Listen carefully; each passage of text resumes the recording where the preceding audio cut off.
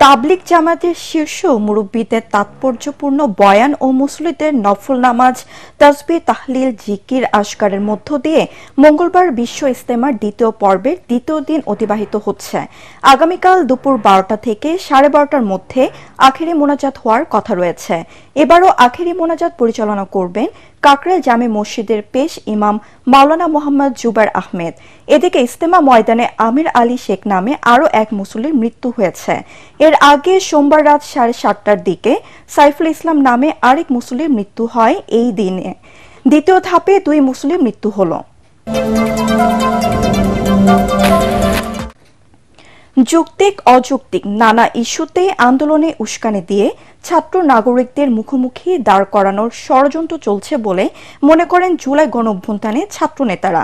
এই অবস্থায় শিক্ষার্থী সহ সবাইকে ধৈর্য ধরে জনভোগান্তি এড়িয়ে যৌক্তিক আর বাস্তবসম্মত দাবি তুলে ধরা আহ্বান জানিয়েছেন বৈষম্য বিরোধী ছাত্র আন্দোলনের মুখ্য সংগঠক আব্দুল হান্নান মাসুদ ও জাতীয় নাগরিক কমিটির যুগ্ম আহ্বায়ক সারোয়ার তুষার।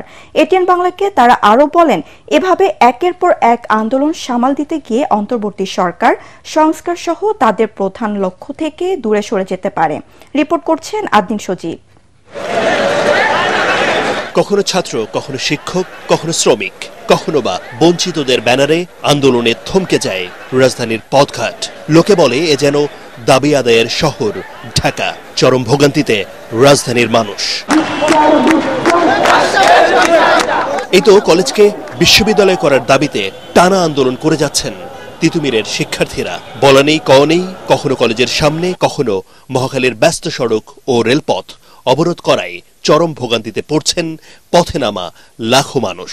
ক্যাম্পাস কেন্দ্রিক যে কোনো আন্দোলনের প্রশাসনিক ভবনে তালা মারা, ক্যাম্পাসের ভিতর মিছিল করা, ক্যাম্পাসের ভিতর অনশন করা, এগুলাই হয়ে থাকে। কিন্তু সেই অনশনটা তো হচ্ছে রাস্তায় গিয়ে রাস্তা বন্ধ করা হয় না কখনো। কিন্তু তিতুমির কলেজে তাদেরকে উস্কানি দিয়ে এমন কিছু করা হচ্ছে। 7 কলেজের ইস্যুটা উপদেষ্টা সহ বসে একটা সমাধানের কথা বলেছেন। এটা যৌক্তিক কি অযৌক্তিক আমি বিবেচনা করলাম না, আমি দিয়ে দিলাম তারা যেটা চাচ্ছে।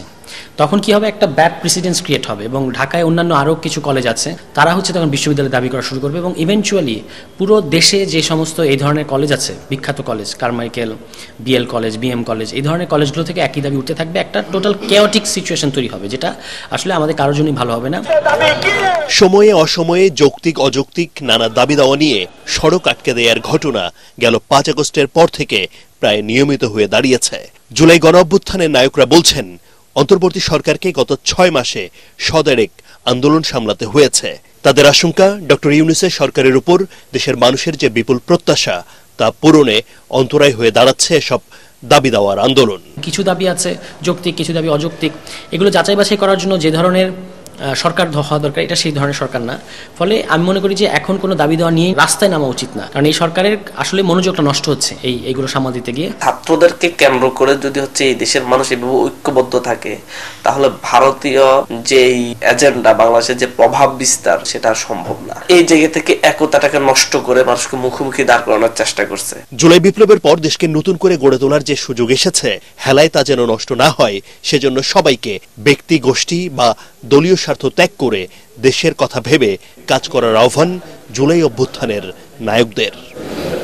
আদিন সজীব, এটিএন বাংলা, ঢাকা।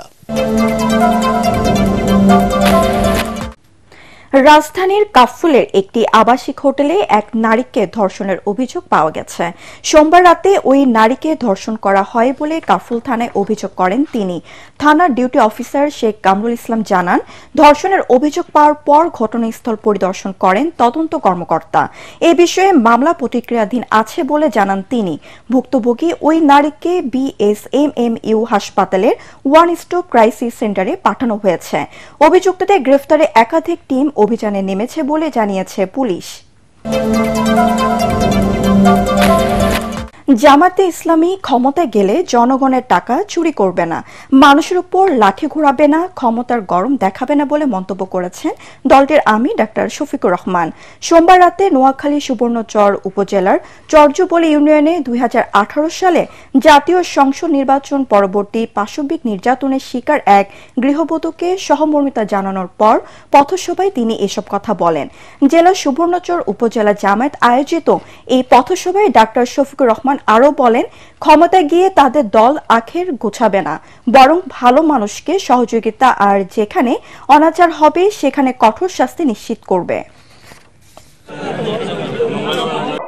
আমাদের এই ধান্দা নাই ক্ষমতায় গিয়ে মানুষের উপর লাঠি ঘুরাবো, ক্ষমতার গরম দেখাবো, হাব ভাব নিয়ে চলবো, জনগণের টাকা চুরি করব, নিজের কপাল অবৈধভাবে বড় করার চেষ্টা করব।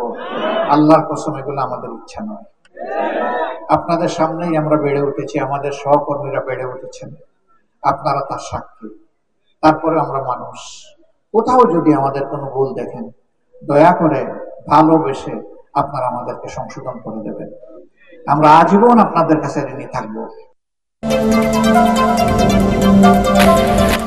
মেক্সিকো ও কানাডার পণ্যে শুল্ক আরোপ 1 মাসের জন্য স্থগিত করেছেন যুক্তরাষ্ট্রের প্রেসিডেন্ট ডোনাল্ড ট্রাম্প। চীনের পণ্যে অতিরিক্ত শুল্ক বসানোর ব্যাপারে আলোচনা করার আগ্রহ প্রকাশ করেছেন তিনি। অবৈধ অভিবাসী ও মাদক পাচার ঠেকাতে সীমান্তে কঠোর ব্যবস্থা নিতে যুক্তরাষ্ট্রের সাথে মেক্সিকো এবং কানাডার সমঝোতার আসার পর তিনি এই সিদ্ধান্ত নেন। কানাডার প্রধানমন্ত্রী জাস্টিন ট্রুডো ও মেক্সিকোর প্রেসিডেন্ট ক্লাউদিয়া শেনবাউম শুল্ক কার্যকর হওয়ার কয়েক ঘণ্টা আগে ট্রাম্পের সাথে ফোন আলাপ করেন। এতে শুল্ক আরোপ স্থগিতের বিষয়ে তাদের মধ্যে সমঝোতা হয়। কানাডা ও মেক্সিকো থেকে আমদানি করা পণ্যে 25% শুল্ক আরোপের ঘোষণা দেওয়ার পর বিশ্বে স্টক মার্কেটে মন্দা দেখা দেয়। এদিকে চীনের পণ্যে অতিরিক্ত 10% শুল্ক আরোপের ঘোষণার পর ওয়াশিংটনের সাথে যোগাযোগ করেছে বেইজিং।